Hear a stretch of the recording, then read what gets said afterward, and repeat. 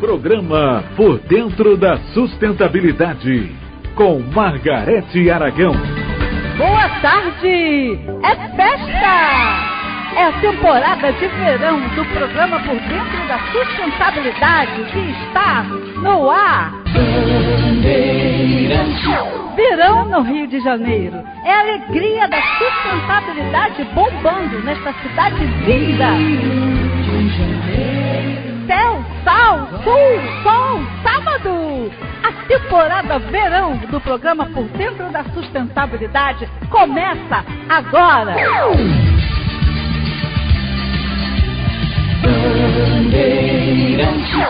Olá, ouvinte! Que bom estarmos juntos mais uma vez no sábado, meio-dia, programa Por Dentro da Sustentabilidade. Hoje, um tema maravilhoso. Baía de Guanabara e crise hídrica. Aqui conosco para entrevista ao vivo nos estúdios da Band, o professor Adacto Ottoni. Ele é professor associado da UERJ do curso de pós-graduação em Engenharia Ambiental e Sanitária.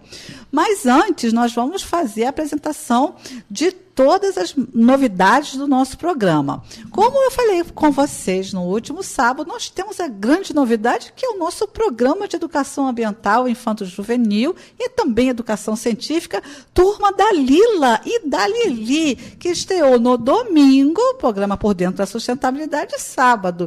E agora a Lila não está mais aqui com a gente. Por quê? Porque eles ganharam o próprio programa, um programa só para elas, 1 hora de educação ambiental, educação científica e proteção animal, com participação das protetoras e protetores. Então, amanhã, não esqueça, turma da Lila e da Lili na Band. Band AM 1360, domingo, meio-dia. E hoje também nós vamos passar mais uma informação, atualizar. Os nossos queridos ouvintes que acompanham o nosso quadro de denúncia já estão informados que nós paramos um pouco a sequência das nossas denúncias, porque os encaminhamentos jurídicos já começaram e nós estamos aqui com algumas informações. Vai haver uma reunião de advogados na instituição científica onde a pessoa que faz o relato, denúncia, fez a referência onde há uma possibilidade, a partir de um recurso, é um programa de computador, para quem está chegando agora, é um programa de computador que atinge corpos humanos, aparelhos eletrônicos e animais. E é possível causar, sabe o quê? Até acidentes de avião, de helicóptero, eles invadem também os laptops, computadores. Então, nós estamos atuando de uma maneira significativa aí na questão da sustentabilidade social e segurança tecnológica, especificamente área digital. Eu gostaria de fazer aqui uma referência ao acontecido em Suzano. Eu, como educadora, me sinto sensibilizada ao que houve. Gostaria de enviar o meu abraço sincero aos educadores da escola, aos pais dos alunos, desejando que Deus os fortaleça, e estamos todos juntos aí na batalha. E também dizer, prestem atenção à Deep Web. Eu venho informando nesse programa há aproximadamente 6 meses, todos os sábados, incansavelmente. Existem coisas na internet que muitos de nós não sabemos. E uma delas é a Deep Web. E esse pessoal saiu daí, da Deep Web. O que é isso? Procure saber. Procure saber o que acontece por trás dos bastidores dessas grandes redes sociais que tem um lado péssimo. E muita gente desconhece. E muito provavelmente a denúncia que nós realizamos aqui de uma pessoa, pesquisadora da Fundação Oswaldo Cruz, 25 anos na instituição, fez uma denúncia que foi colocada em cativeiro domiciliar 6 vezes e torturada online, sem nenhum sensor, sem nenhum chip, sem absolutamente nada. E em seu sofrimento recorreu à instituição, não houve sequer uma palavra de acompanhamento ao caso dessa pesquisadora. Ela, sob ameaça de morte, pediu licença sem vencimento e depois pediu aposentadoria, e esta senhora está sendo torturada online até hoje e através dos recursos onde ela, aqui nesse espaço, durante esses meses, tem sido presente, informando o que ela ouve, e, infelizmente, nós, num país do terceiro mundo, não temos facilidade, primeiro, de compreensão. Não há profissionais gabaritados, acessíveis, ligados a esse tipo de causa. Se você é um deles, ou se você conhece um deles, entre em contato conosco, 991-34-9124. E esta senhora informa que, a partir do momento que ela ouve, também através de um recurso,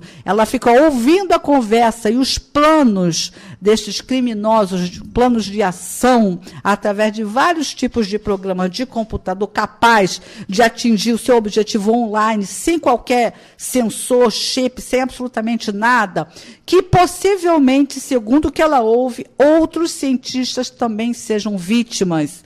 Ela é uma cobaia humana. Ela consegue identificar várias facções, uma delas já está colocada aqui no programa, que é ligada à pedofilia, ligada à questão do homossexualismo pervertido. Aqui não tem nenhuma questão homofóbica, aqui tem uma sequência de identificação, segundo que eles mesmos se apresentam entre si e que ela ouve, porque ela foi adicionada numa espécie de WhatsApp inerente a este programa. Ela também consegue identificar uma facção de sabotagem científica, Fiocruz e industrial, porque eles comentam isso de forma cifrada, mas ela, durante esses anos todos, já se familiarizou com esses códigos, e eles deixam ela ouvindo, assim como outras cobaias também, porque o procedimento da ameaça também perpassa pela questão do sofrimento psicológico das vítimas, e ao passo que ela tem a informação, comunica a informação e não acontece nada. É um caso parecido, de uma certa maneira, muito entre aspas, com o caso de Suzano, porque foi comunicado que haveria um problema de grande porte, até por eles mesmos, e nada, nem ninguém fez alguma coisa. Por quê? Porque nós estamos saturados da banalização de crimes. Nós estamos saturados e que ininterruptamente você liga qualquer tipo de questão midiática, são crimes bárbaros. São crimes bárbaros.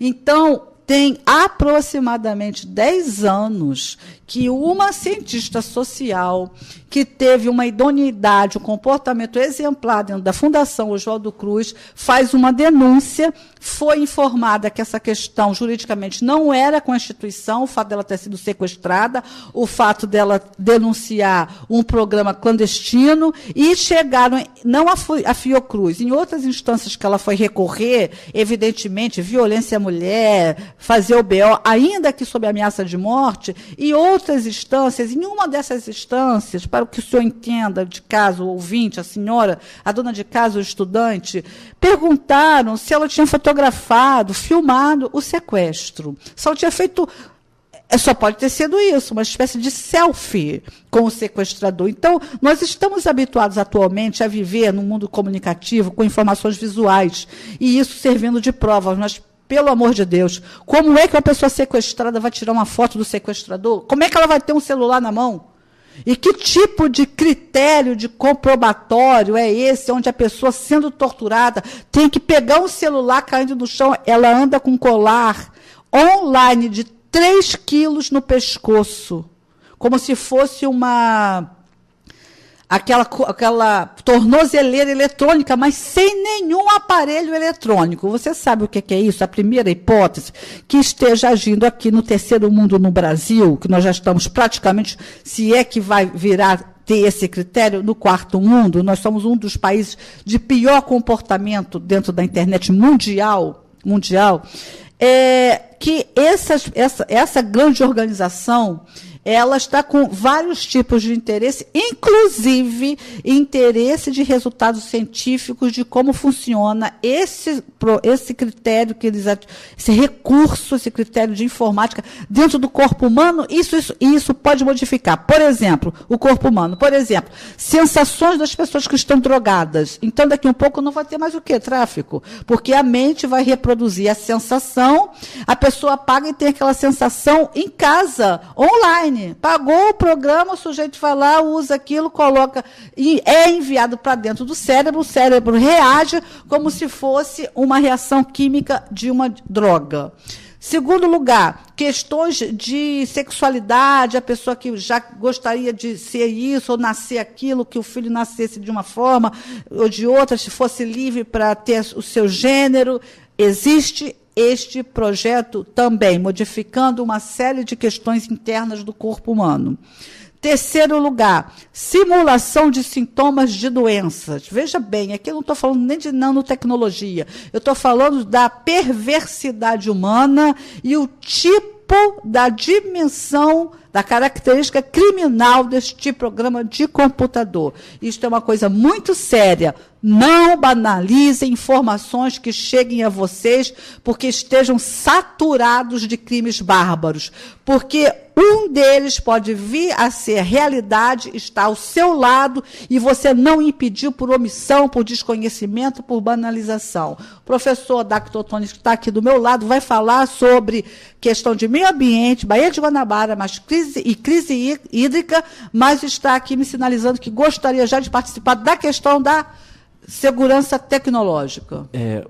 Oi, Margarete, bom dia aos ouvintes da rádio Band News.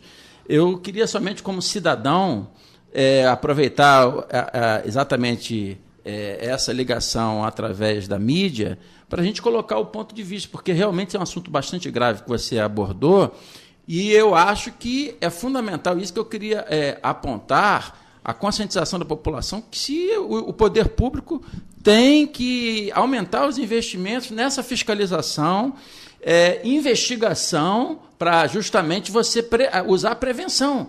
E que de forma permanente, não é porque aconteceu o caso de Suzano, daqui a pouco todo mundo esquece, tem que ser algo permanente, que aí você tem a prevenção.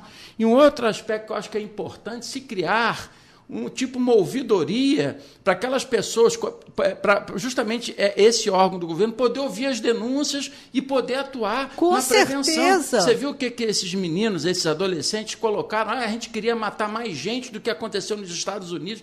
Quer dizer, esse tipo de coisa você coíbe atuando nesses canais da internet. Agora, eu queria aproveitar para fazer essa colocação. Por conta disso, já veio sendo colocado pelo governo federal, vamos reduzir a maioridade penal para 16 anos, porque o garoto tinha 16 anos, e isso tem que ser discutido mesmo. Só que temos que discutir outra coisa que o governo federal não está querendo discutir, esse problema do porte de armas. Então, pelo contrário, o governo federal agora quer liberar o tráfico de armas e com pesquisas, quem tiver problema mental, mas eu vejo isso com muito perigo. Se você já tem isso proibido, já tem o problema, então eu acho que é algo que a gente tem que discutir também. Agora, preste atenção, a questão da arma, concordo com você, é uma questão delicada, nós temos que pensar sobre o resultado prático disso. Não sou a favor da arma eu não sou a favor. Sou a favor de todo um critério de segurança individual da população, ter consciência do grau de violência, mas eu vou falar uma coisa para você como educadora.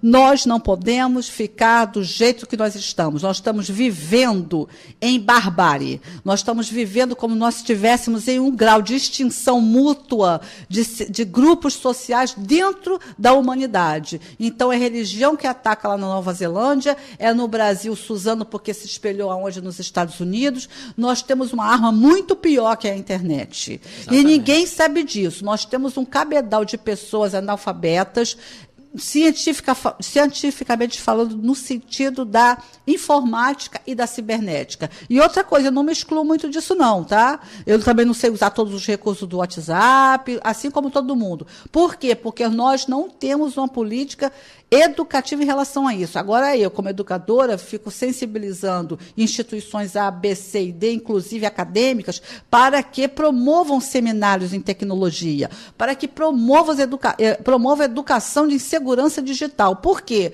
Porque nós temos, por exemplo, o feminicídio muito em cima de questões ligadas ao mundo cibernético. Informática e cibernética são duas coisas diferentes. Por exemplo, as redes sociais. Não é? Então, nós temos que ver o que está acontecendo. Todos, inclusive a população, parar de postar criança, porque depois, daqui a um tempo, aí você vê lá estatísticas de pedofilia. Aí você depois vai ver a quantidade que tem de criança seminua dançando não sei o quê nas redes sociais. Não estou dizendo que uma coisa tem que acontecer com outra, mas uma coisa não pode estar em nenhum momento pública e ser vulnerável a estar associada com outra. Então, voltando aqui para o caso da Fundação João do Cruz, esta senhora nunca teve uma questão profissional nenhuma, uma senhora reconhecida antes do Museu da Vida, que agora tem uns 20 anos, era ela que fazia toda aquela questão, ela foi assim embrionária dentro desse conceito de educação científica, educação museológica, ligada para a questão da saúde pública. Nem existia Casa de Oswaldo Cruz, é uma senhora que tem um equilíbrio perceptivo, intelectual, cognitivo, a todos os segmentos onde ela atua, é uma pessoa que é reconhecida pelos seus pares e não tem como resolver isso. Ela está sendo torturada, ela é uma mulher, cadê as mulheres que defendem as mulheres? Ela está sendo torturada, não existe provas, e também não tem como dizer o que ela esteja dizendo, não tem a coerência, porque a coerência advém, em muitos dos segmentos, de uma dedução interpretativa lógica. É para um advogado entrar nessa causa e dizer, eu atuo com segurança digital, vamos rastrear isso. É para um educador dizer, olha, na minha escola os alunos estão falando sobre isso, então nós temos que nos unir. Sabe por quê? Porque a população, ouvintes do programa, eu, você, o professor que está aqui, todos estamos vulneráveis. Mas para isso que precisa política pública. Você vê que houve uma grande aí do ministro de Educação, vamos cantar o hino antes e filmar. Isso é algo que teve uma polêmica grande, mas porque o ministro queria. Então, por que a gente não bota a política pública para fazer isso que você está comentando, a importância de você ter órgãos que possam ouvir a população, sensibilizar. Que esta é uma das armas atuais. Esta é uma das armas. A sensibilidade do poder público. A realidade nossa, hoje em dia, é toda digital. Nós estamos em 2019, nós não estamos em 1950.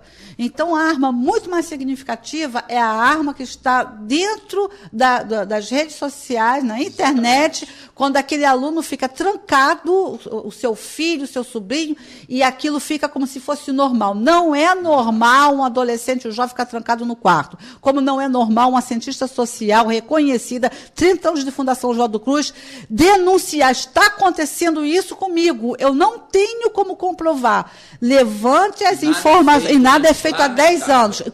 Outra coisa, citando inclusive a creche da Fiocruz, hein?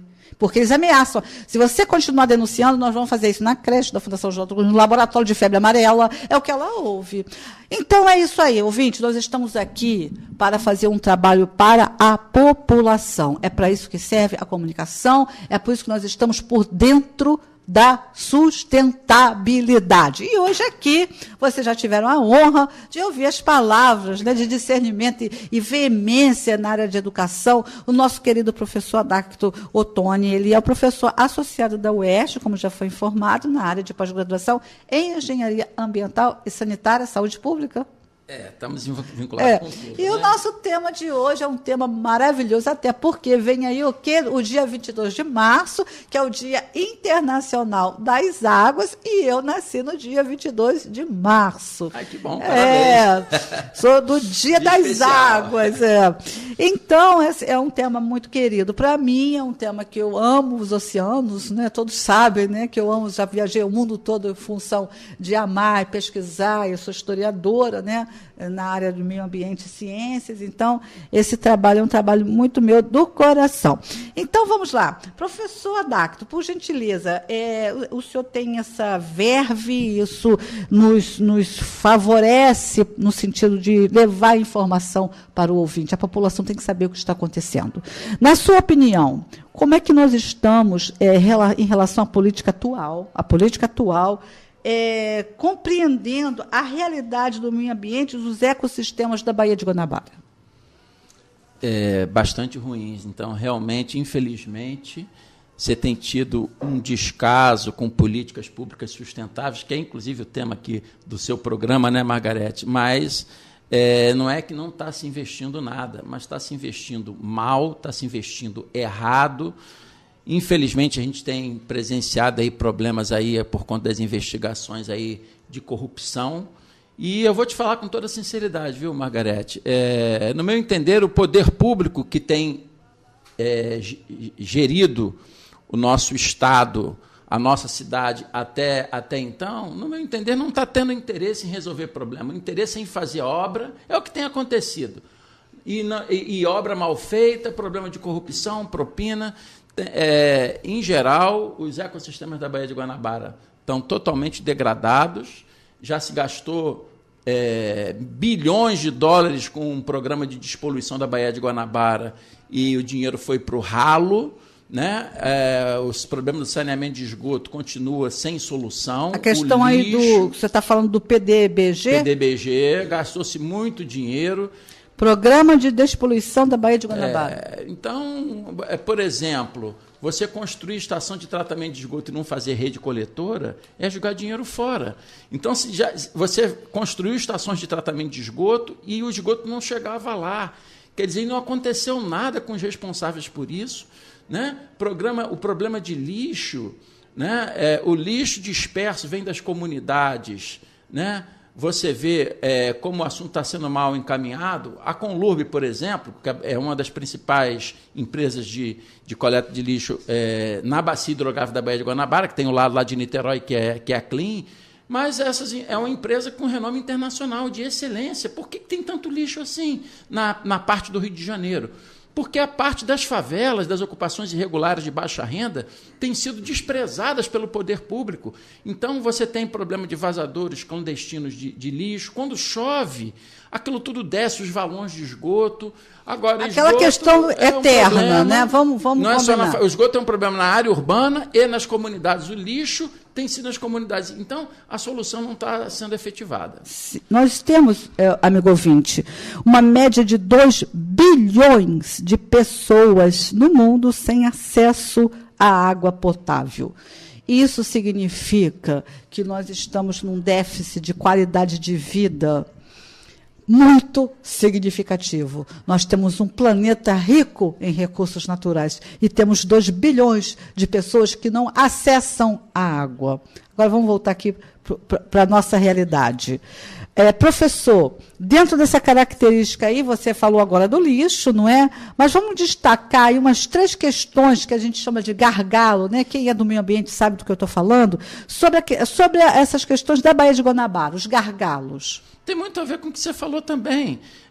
O problema, a renda, poucas pessoas têm um padrão de vida de excelência, né? A renda mal distribuída e, na realidade, grande parte da população é mal assistida. Então, a Baía de Guanabara, isso que você acabou de comentar, que é um assunto da disponibilidade de água, se aplica na Baía de Guanabara também. Sim. Você tem a Baixada Fluminense, que está totalmente mal assistida, sem serviço de saneamento adequados, sem serviço de drenagem adequados. Agora, esse tema que você está levantando no programa é muito importante, porque o atual governador do Estado, Dr. Witzel, já denunciou na mídia, já apresentou na mídia que vai solicitar R$1 bilhão ao governo federal justamente para a despoluição da Baía de Guanabara. E o meu receio é que seja mais um dinheiro que possa ir para o ralo também, se ele não for bem usado. Nós tivemos as Olimpíadas em 2016, onde houve oportunidade do Estado efetivamente recuperar a Baía de Guanabara, fizeram obras totalmente inócuas, né? Porque o que tem sido feito muito é botar ecobarreira que não resolve nada, você gasta um dinheiro ali, Chegaram até a botar barquinho para limpar lixo da Baía de Guanabara, o que eles poluem mais com óleo, a Baía é pior, gastando-se uma fortuna. Quer dizer, políticas... Os exames bacteriológicos também deu problema. Eu tenho feito questionamentos sobre o monitoramento que é feito muitas vezes das águas da Baía de Guanabara e dos rios que drenam, porque esses rios você tem efeito da maré. Então, se você coleta água para fazer uma amostra na época de maré média ou alta, a água do mar está entrando, ela camufla o resultado. Você só pode coletar água da Baía de Guanabara e do rios, rios que sofrem, na parte baixa, que sofrem influência da maré, na maré de baixa mar, porque ali o esgoto do rio vai em direção à Baía, que é a situação mais desfavorável. Então, o próprio monitoramento ambiental da Baía de Guanabara, que já demonstra uma água de péssima qualidade, essa situação ambiental pode ser pior ainda. Inclusive, quando a gente sai, né, só uma associação, quando a gente sai do aeroporto e passa ali, aquela área ali, é péssimo. Porque é um outro problema da Baía de Guanabara, que é uma consequência desse descaso. Não é só o lixo que polui a Baía de Guanabara, não é só o esgoto, existe também problema de erosão. Então, o problema que vem da bacia como um todo, quando chove, tudo vai para os rios, do rio vai para a Baía. Então, o espelho d'água da Baía de Guanabara está diminuindo por conta do assoreamento que está aumentando e a Baía está morrendo. E tem até aquele filme do ambientalista que fez aquele curta falando sobre o fundo, né? Que ainda os peixes lá. Não, e chegou ao cúmulo, os animais marinhos. De você ver os botos morrerem. O boto é a ponta do iceberg.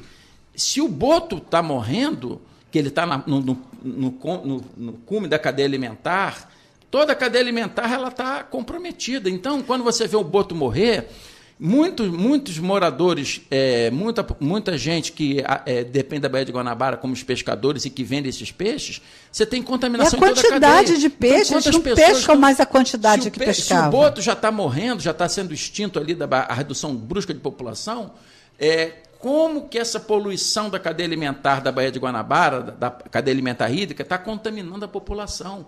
Porque a população que consome esses peixes, o fundo está cheio de metal pesado. E os órgãos públicos, me desculpe a sinceridade, não estão nem aí, que o que se faz de gestão da Baía de Guanabara é totalmente deficiente, não há vontade política para resolver o problema.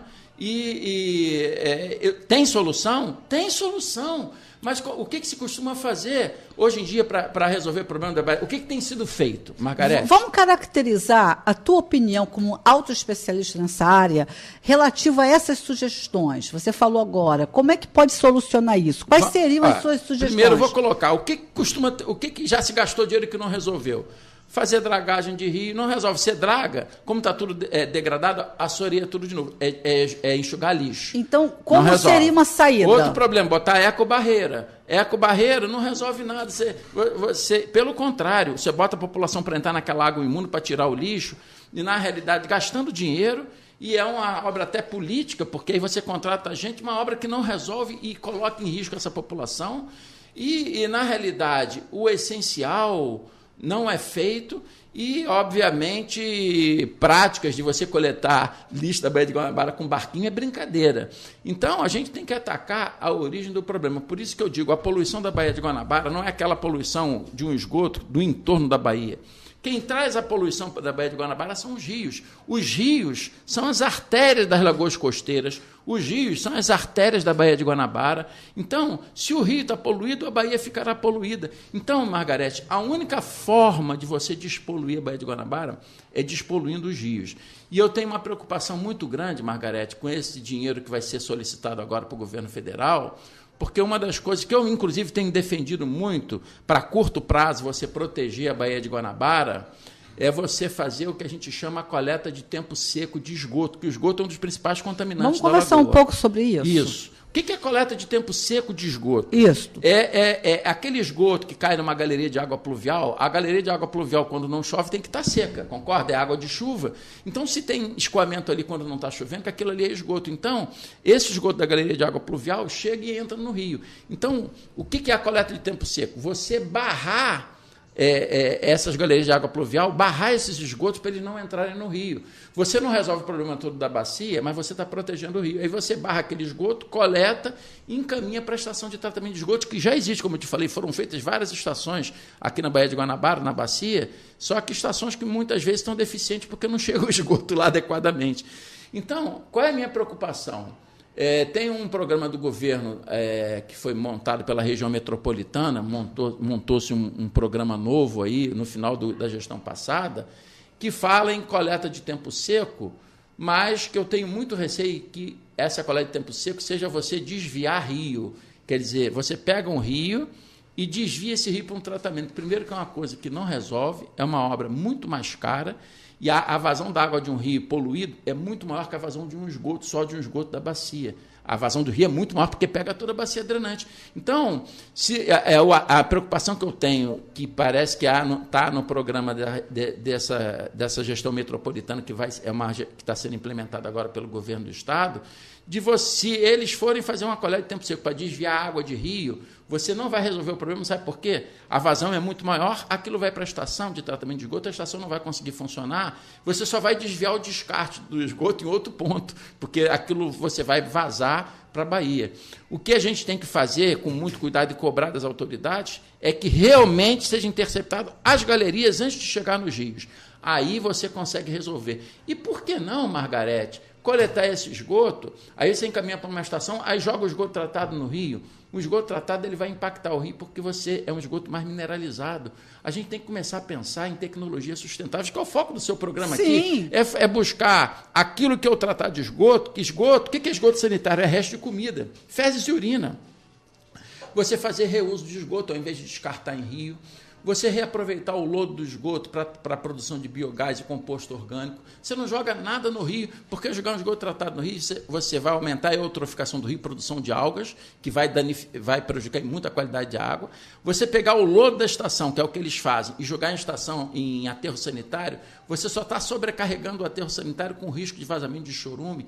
Então, o lixo é a mesma coisa. Botar ecobarreira é uma solução que deveria ser emergencial, que virou permanente, não se resolve a origem do problema. Você não pode deixar o lixo entrar no rio. Como que você consegue isso? Fazendo um programa, porque o lixo que vai para a Bahia não é o lixo da região urbana, que esse a Conlurb coleta, é o lixo das comunidades de baixa renda que a Conlurb não consegue entrar. Aí vai entrar tem que ter a educação ambiental, a educação ambiental da população acoplado a um programa de coleta seletiva e reciclagem, e esse lixo começar a gerar renda para a população, você começa a ajudar a vida das pessoas. E agora entra a parte da sistematização educativa disso. O que se faz de coleta seletiva na bacia hidrográfica? Quase nada. Então, na realidade, nós estamos com um problema hoje em dia no verão, aqui no Rio de Janeiro, que é o problema do risco de dengue, chikungunya, zika, por conta da proliferação do Aedes aegypti, o mosquito. Já ia entrar também nessa questão de saúde pública. Esses vazadouros de lixo que tem na cidade inteira, que não é a culpa da população, porque, na realidade, isso não depende da latinha, do vaso que você deixou na sua casa. Isso é vazadouro clandestino, que as pessoas não têm o que fazer com o seu lixo. O cara que mora no morro, como é que ele vai jogar o lixo lá no sopé? A prefeitura tem que implementar programas de educação ambiental com ecopontos, e nada está se fazendo. Então, é tragédia anunciada. A gente vê que as políticas públicas, como eu te falei, está sendo feito investimento mal feito, errado e caro. E muita corrupção tem ocorrido. Então, a solução é bem simples. É você fazer um diagnóstico. E qual é o principal efeito de poluição da Baía de Guanabara? É o lixo disperso das comunidades, é o esgoto, que aí o esgoto é geral. Você tem uma deficiência enorme de saneamento de esgoto, fazer o saneamento de esgoto e recuperar a degradação da bacia, principalmente processo de erosivo, controlar a erosão. Então, nós temos que ter 3 caminhos, foi a pergunta que você me fez. Tem 3 caminhos básicos que têm que ser resolvidos. Primeiro, resolver o problema da entrada de esgoto nos rios, não é só na lagoa. Os rios drenantes são mais importantes, são as artérias da lagoa. Isso você consegue com medidas de curto prazo, fazendo a coleta de tempo seco, desviando as águas pluviais, encaminhando para o tratamento. E a médio e longo prazo, você botar um sistema de coleta de esgoto separador absoluto. Nas áreas, muitas vezes urbanas, legais, isso já é feito, mas nas comunidades nada é feito. O lixo, a parte urbana, a Conlurb já faz, a Clean também faz lá em Niterói, tem que ser atacado com programas nas comunidades de educação ambiental e coleta seletiva e reciclagem. Não podemos esquecer que é fundamental no assoreamento da Bahia a degradação da bacia. É você controlar a erosão do solo nessas áreas rurais, as áreas da Baixada Fluminense mais afastadas. Aquilo, quando chove, erode tudo. Você tem que controlar a erosão, fazer trabalho de reflorestamento nas APPs. O que é uma APP? É o básico, está na lei, o Código Florestal. APP é Área de Preservação Permanente. O que seria isso? as faixas marginais de proteção dos rios, que você tem que proteger para não receber poluição de origem difusa e ajudar a amortecer as enchentes nessas áreas baixas. As nascentes dos rios são as áreas íngremes, que são áreas de recarga dos rios. Então, no mínimo, isso tinha que estar sendo reflorestado. O Código Florestal obriga. Mas o poder público não faz quase nada. Cheio de ocupação desordenada, cheio de erosão, desmatamento. Então, você tem que começar a investir em obras de controle de erosão, obras de recarga. Isso é importante porque, na época de chuva, você começa a infiltrar água na bacia e reduz as enchentes que você tem nessa parte baixa, toda da Baía de Guanabara, na sua parte baixa, que é a região estuarina, a região de planície, você tem enchentes. Então, você ajuda a reverter o processo de inundação e, ao mesmo tempo, essa água ajuda a aumentar a vazão do rio na época de estiagem, recuperando a biodiversidade do rio. Agora, tem que controlar a poluição. A poluição das indústrias na Baía de Guanabara é mais fácil controlar, que aí é só o INEA colocar a fiscalização bem feita nas indústrias que você controla a poluição. Agora, a poluição para o esgoto sanitário, que vem das cidades, dos domicílios, essa aí tem que ter política pública. Infelizmente, existe a lei de crimes ambientais, que, se ela fosse cumprida, os prefeitos todos, os governadores, tinham que ir para a prisão, porque ela não é cumprida. O cara que polui um rio, ele tem que ser... presta um crime ambiental. Então, é uma lei muito bonita, mas que está no papel. Mas vamos cumprir a lei? Esses prefeitos todos tinham que ir para a prisão. Então, porque o saneamento de esgoto é obrigação do município, o lixo é obrigação do município. Então, ele pode dar uma concessão para a SEDAI, para uma concessionária, mas a responsabilidade é dele. Agora, vem sempre aquele negócio, nós não temos dinheiro. Na realidade, o município, o Estado não tem que ter dinheiro, porque nós pagamos a tarifa de água e esgoto, a concessionária recebe, ela faz o investimento, o poder público dá a outorga e ele presta o serviço e cobra da população. O que está faltando é gestão, é cobrança, é regulação dos serviços. Está tudo errado, dá para você entender? Agora, eu não tenho dúvida que tem solução. E nós podemos dar soluções mais baratas. Ao invés de pegar o nosso lixo e encaminhar para aterro sanitário, olha quanto dinheiro que se gasta. Você gasta dinheiro na coleta para transportar aquele lixo para uma usina de separação. Depois você pega aquela usina, bota em caminhões maiores para levar lá para o aterro de Seropédica, 90 km de distância, para descarregar no terreno. E você tem riscos de enorme vazamento de chorume, porque em época de chuva é um problemão lá, gastando-se uma fortuna, onde você podia estar implementando uma política de coleta seletiva e reciclagem de lixo na bacia. Por quê? O lixo você pode aproveitar quase tudo. Margarete, 50% do lixo é resto de comida. Você podia estar encaminhando isso para uma usina de compostagem para produzir adubo. E o lixo seco, você pode encaminhar, que é 30% do lixo, encaminhar para fazer uma reciclagem completa, estimulando o mercado secundário. Não é só o catador que vai ganhar, não. Todo o mercado secundário da reciclagem ganha. As indústrias que recebem, que vão transformar aquela matéria-prima, aquele resíduo em matéria-prima para fabricar aquele produto. Então, as empresas, ao invés de explorar minério, ferro, aço, vidro, para a produção disso na natureza, vai pegar o material reciclado. Você, com isso, vai reduzir o risco de acidentes como o Brumadinho, você vai reduzir a exploração ambiental, você vai começar a reaproveitar, dando emprego para as pessoas, gastando menos. Infelizmente, Margarete, você me desculpe, mas isso aí não se faz quase nada, que infelizmente não dá para ter corrupção com coleta seletiva e reciclagem. Por quê? Quem é que ganha? É a população e o meio ambiente. Para o mal político, é muito melhor você juntar tudo e jogar num aterro, que aquilo ali tem uma propina enorme, o cara ganha, vem tantos por cento. Fazer reuso de esgoto com prática barata, sustentável, pegando esgoto em áreas rurais, por exemplo, usando lagoa de estabilização, soluções alternativas, fazendo reaproveitamento de lodo. Para o mal político, é muito melhor botar uma estação complexa, com um tratamento caro, que aí tem fabricante de equipamento, tem interesses econômicos por trás, que é o grande problema. Então, como você comentou no início, esse problema da solução dessa parte da internet, é vontade política. Você tem que ter políticas públicas para evitar esse tipo de problema, como essa denúncia dessa professora, que essa professora fez, nada aconteceu. O meio ambiente é a mesma coisa. A Baía de Guanabara pode se transformar num paraíso ecológico. O que tem que se fazer é você, primeiro, atacar a causa do problema. Fazer, primeiro, uma coleta de tempo seco de esgoto, onde não tem rede coletora da SEDAI, ou do órgão de concessionária de saneamento, coletar esse esgoto buscando soluções sustentáveis e, a médio e longo prazo, cobrir toda a bacia, e onde tem ocupação irregular, você tentar regularizar essa ocupação para poder dar condições dignas de vida a essas pessoas ao longo do tempo. Isso é médio e longo prazo. Lixo é atacar, aplicar educação ambiental com coleta seletiva e reciclagem nas comunidades e começar a botar a cidade como um todo, eu digo Niterói, Rio de Janeiro, a implementar as políticas sustentáveis que estão na Lei 12.305, ouvinte, se não conhece, é a lei que foi feita em 2010 de gestão de resíduos sólidos. Essa lei diz o seguinte: a prioridade número 1 da gestão do lixo não é o descarte em aterro, não, é o consumo consciente, é a não geração. Depois, sim, é a reciclagem e reutilização a partir da coleta seletiva. E a última priorização é o descarte adequado a partir de um tratamento. Então, na realidade, essa lei é uma das outras leis, Margarete, que está na gavetinha. Não funciona, porque se fosse para funcionar, as prefeituras tinham que parar de jogar lixo em aterro, de lixo, e começar a priorizar políticas sustentáveis, investindo para que as pessoas tenham consumo consciente.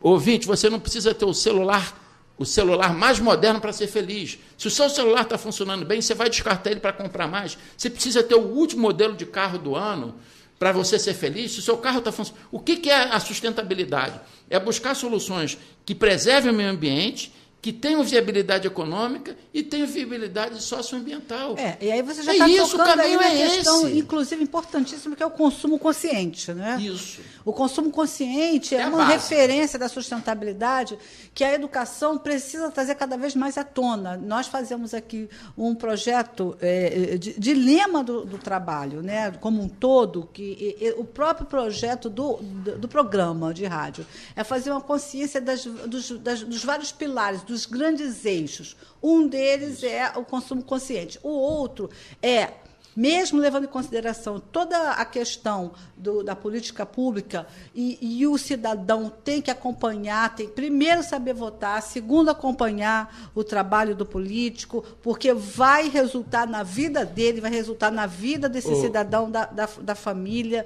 dos seus filhos e netos, inclusive em questão, principalmente, que é o que piora a sociedade toda, quando bate na questão da saúde pública. Você passa pelos hospitais, você vê centenas de crianças com dengue, microcefalia, idosos com chikungunya, vão para casa com um remedinho, mas não conseguem ficar e voltam, e não conseguem vaga no hospital, no posto, e voltam para casa. É um inferno de vida a questão da população que não consegue ser discernida, receber o discernimento em vários patamares do que é a realidade do meio ambiente para a sua vida pessoal. Então, não se faz o link sistêmico da realidade do comportamento político, da gestão pública, das políticas públicas de meio ambiente. Nós estamos falando do caso aí específico da Baía de Guanabara, a questão da crise hídrica, mas isso é como um todo, política ambiental como um todo.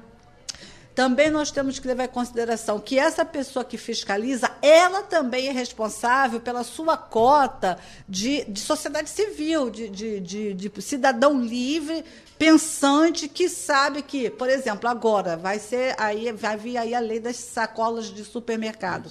Ele sabe que aquela sacola não pode ser descartada do jeito que é descartada. E, no entanto, ele vai lá e faz. E se ele ainda não sabe, nós todos, inclusive ele também, temos que nos mexer, temos que ter atitude para ter consciência informativa. O que é consciência informativa? É aquilo, eu tenho consciência que eu preciso me informar de alguma coisa. Eu vou me informar qual é o mal que essas sacolas fazem.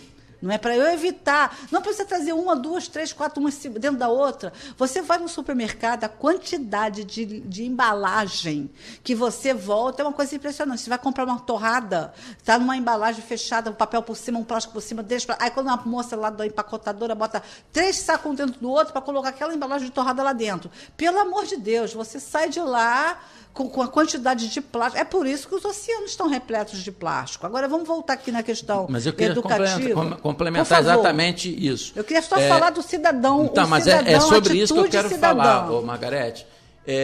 A gente, às vezes, ouve as pessoas falarem a culpa é da população, porque, na realidade, a população não faz isso, isso, isso. Culpa, mas deixa eu te colocar meu ponto de vista. A não geração, que é o consumo consciente, como é que você consegue isso? A minha opinião é o seguinte: a população tem a responsabilidade, mas o principal responsável é o poder público. Sabe por quê? Que para a população poder ter consciência ambiental, consumo consciente, Tem que ter programa de educação ambiental. Vou dar um Tem exemplo que bem ter o simples para você. programa Na minha residência, tem a coleta seletiva da Conlurb lá.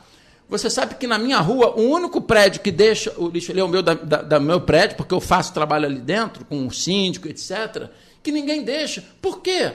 Porque a Conlurb não faz o trabalho de marketing, de divulgação. Ela aparece... Então, você gasta um dinheiro público para coletar aquele material da coleta seletiva e entra o caminhão, passa o caminhão vazio e sai o caminhão vazio, porque não tem o trabalho de conscientização, de educação. E o descarte todo aquele mas eu lixo. quero dizer para você o seguinte, isso está no plano de resíduos sólidos do município, tá? Está no plano e na maioria dos municípios tem. Acaba juntando investimentos tudo. em educação e marketing, comunicação. Você tem que botar isso na mídia, tem que fazer programas nas residências, tem que agregar associação de moradores, tem que botar no ensino das escolas. O que é feito? Quase nada.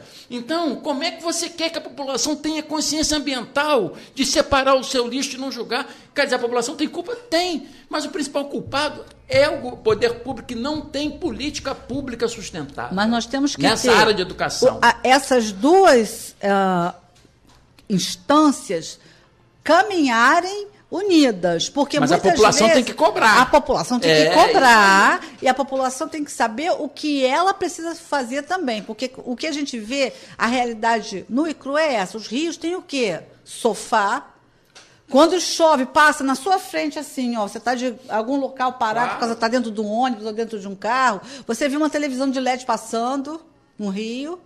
Então, isso aí... E pior, Margarete, que esse material todo é um material que podia estar sendo reaproveitado. Pois então, isso é um material nós temos educadores, triste, né? ambientalistas, população, político, ou nós vamos ter um choque de atitude, ou a nossa situação, inclusive na área de saúde pública, vai piorar, porque nós sabemos que a realidade de dengue, chikungunya, zika, etc., isso tudo é questão ambiental. Margarete, olha só. Nós estamos morrendo porque nós não estamos com consciência ambiental. Você, ouvinte, fique consciente disso. Nós estamos passando por grandes problemas, entre outros. Não estou nem falando de poliomielite, não estou falando disso. Estou falando agora de dengue, estou falando agora de chikungunya. Nós estamos passando por isso por questões de desequilíbrio ambiental realizado pelo próprio homem, falta de políticas públicas e falta da atitude do cidadão.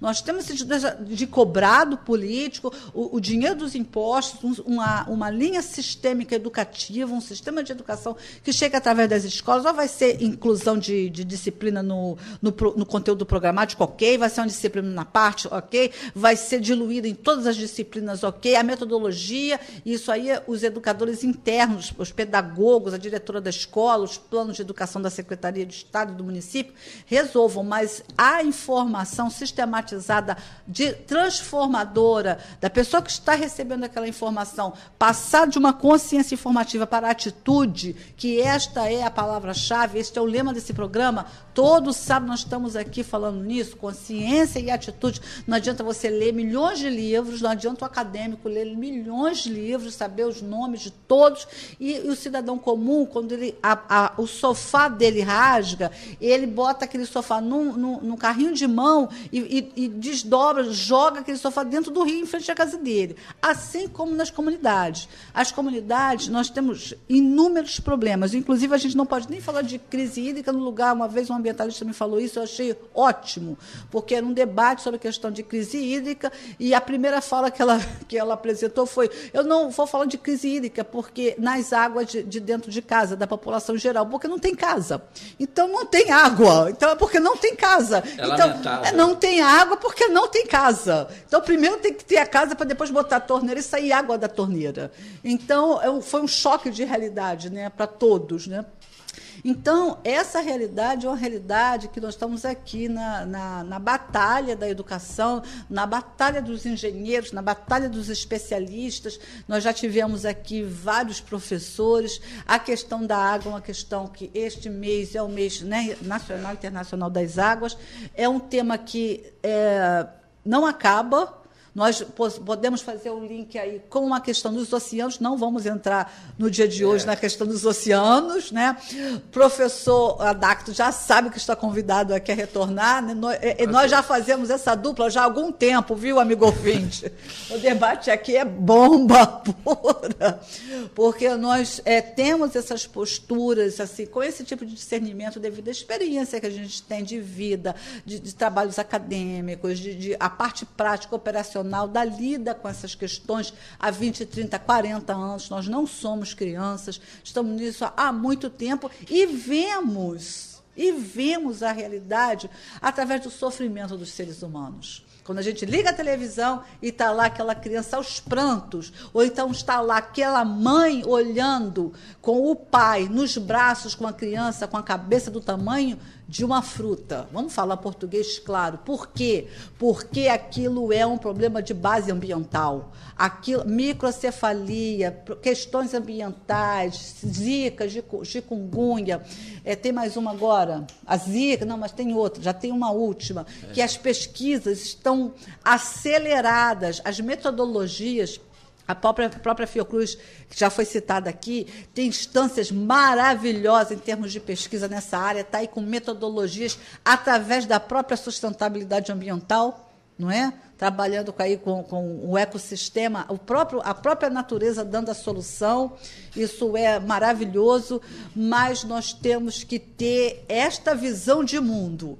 Nós chegamos num ponto em que o planeta fisicamente está depauperado, o ser humano está depauperado, os jovens botam roupa de fantasia de videogame, a gente tem uma verdadeira arma, além da arma física, que é a internet, as pessoas estão enlouquecidas, tem feminicídio para tudo quanto é lado, tem pedofilia por tudo quanto é lado, as pessoas têm relações sexuais com criança de 4 anos e depois quebram o pescoço da criança. Então, nós estamos aonde? Isso é o quê? Em que ponto nós estamos? E outra, com a banalização disso tudo. Isso tudo virou um grande teatro.